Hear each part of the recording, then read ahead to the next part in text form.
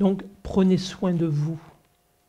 Voyez, le corps qu'on a, il est précieux. Et on ne se rend pas compte, très souvent, comment l'équilibre peut être rompu facilement. Quand on pense, par exemple, quelqu'un qui va avoir une maladie de Parkinson, c'est juste une enzyme qui ne fonctionne pas et tout le corps est en maladie. Et quand on voit tous les composants chimiques qui nous permettent d'exister, on devrait être en admiration permanente par rapport à ça. De voir ce corps qui est constitué de milliards et de milliards de cellules et qui fonctionne dans une harmonie parfaite. Chacun sa place, chacun fonctionnant dans le collectif, chacun fonctionnant pour le bien-être de l'autre. C'est un bel exemple, hein, si notre humanité fonctionnait de la même manière. Et c'est pour ça que j'en viens à l'illusion. L'illusion, en fait, c'est ce qu'on croit être. C'est ce que nous ressentons, c'est ce que nous pensons, c'est ce que nous voyons, c'est ce que nous exprimons, c'est ce que nous interprétons.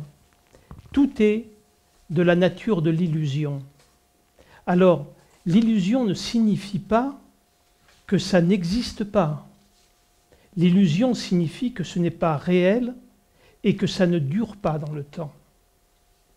C'est-à-dire que dans l'absolu, chacun de nous, nous sommes une illusion. Je veux dire, si je regarde une personne, n'importe, il y a 100 ans, au même endroit, elle n'était pas là. À un moment, elle apparaît et au bout d'un certain temps, elle disparaît. Donc, la nature de l'illusion, c'est que ça ne dure pas. Et ensuite, l'illusion, c'est notre interprétation des choses à partir de nos sens, à partir de nos conditionnements, à partir de nos croyances. Et la nature de l'illusion fait partie de ça, dans ce conditionnement. C'est qu'on prend une chose pour vraie. Et cette chose-là n'est jamais remise en cause parce que véritablement, au niveau de nos sens, il y a une affirmation.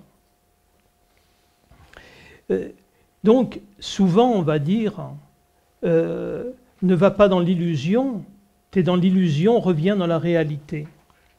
Mais en fait, la réalité dont on parle, c'est ça l'illusion, en fait.